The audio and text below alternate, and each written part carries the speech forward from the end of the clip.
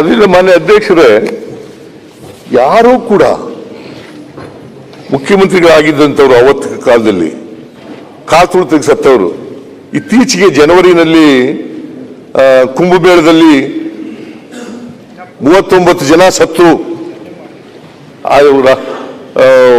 ಎಂತವನು ಆದಿತ್ಯನಾಥ್, ಯೋಗಿ ಆದಿತ್ಯನಾಥ್ ರಾಜೀನಾಮೆ ಕೊಟ್ರ. Railway station ಬೇರೆ ರೈಲ್ವೆ ಸ್ಟೇಷನ್ ಸತ್ರು ಕುಂಭಮೇಳದಲ್ಲಿ.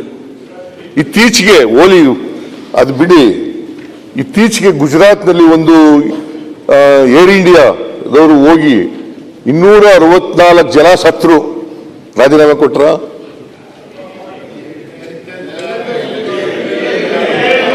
ಎಲ್ಲಿಂದ ಎಲ್ಲಿಗೆಲ್ಲ ಅವ್ರೇನು ಮನುಷ್ಯರಲ್ವಾ? ಸತ್ತೋದವರೆಲ್ಲ ಮನುಷ್ಯರಲ್ವಾ? ಸತ್ತೋದವ್ರು ಮನುಷ್ಯರಲ್ವಾ? ಅದು ಲಾಲ್ ಬಹದ್ದೂರ್ ಶಾಸ್ತ್ರಿ ರೈಲ್ವೆ ಆಕ್ಸಿಡೆಂಟ್ ಅಲ್ಲಿ ಯಾಕೆ ರಾಜೀನಾಮೆ ಕೊಟ್ಟರು? ಚನ್ನಬಸಪ್ಪ ಎಲ್ಲ ಗೊತ್ತಿದೆ.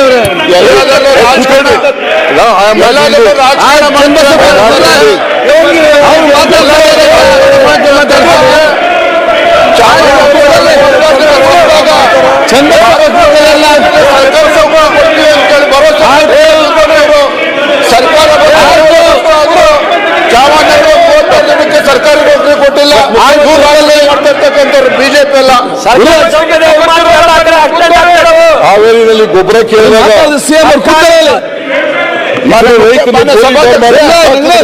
ಬಿಜೆಪಿ ರಾಜಕಾರಣ ಮಾಡ್ತೀವಿ ಅಂತ ಯಾತ್ರೆ ಸಂದರ್ಭದಲ್ಲಿ ರಾಜೀನಾಮೆ ಕೊಟ್ರ. ಸರ್ಕಾರಿ ನೌಕರಿ ಕೊಡ್ತೀವಿ ನೌಕರಿ ಕೊಟ್ಟಿಲ್ಲ.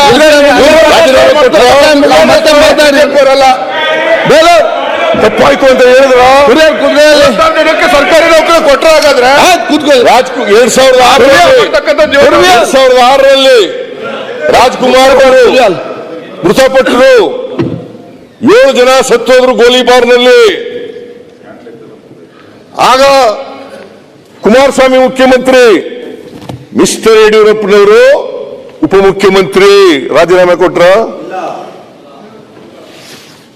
ರಾಜೀನಾಮೆ ಕೊಟ್ರ. ತಪ್ಪಾಯ್ತು ಅಂತ ಹೇಳಿದ್ರ.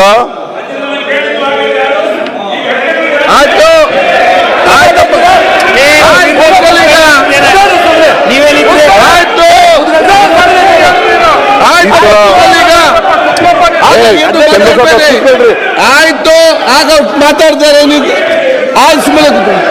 ನೀವೇ ಕತೆ ಹೇಳ್ತೀರಿ. ಕೂತ್ಕೊಳ್ಳಿ. ದುರ್ವೇಲ್ ಯಾಕೆ ಏನಾಗಿದೆ ನಿಮ್ಗೆ ಇವತ್ತು?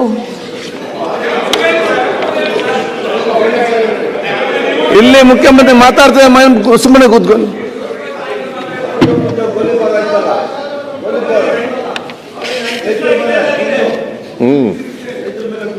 ರೈತರ ಮೇಲೆ ಗುಂಡು,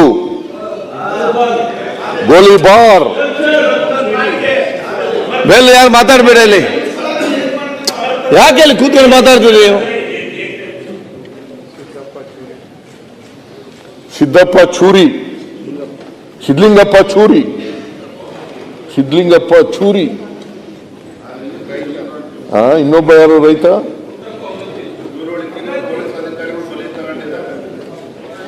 ಆಯ್ತು, ಹೊನ್ನತ್ತಿ.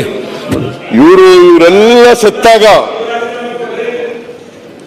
ಸತ್ತಾಗ ಎಂಕ್ವೈರಿನೂ ಮಾಡಲಿಲ್ಲ, ತಪ್ಪಾಯ್ತು ಅಂತ ಹೇಳಲಿಲ್ಲ, ರಾಜೀನಾಮೆನೂ ಕೊಡಲಿಲ್ಲ, ವಿಷಾದನೂ ವ್ಯಕ್ತಪಡಲಿಲ್ಲ,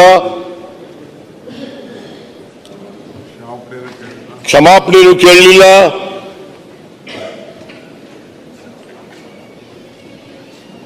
ನಮಗೆ ಪಾಠ ಹೇಳ್ಕೊಡ್ತೀರಾ ನೀವು? ಕೂತು ಮಾತಾಡಬೇಡಿ ಅಲ್ಲಿ.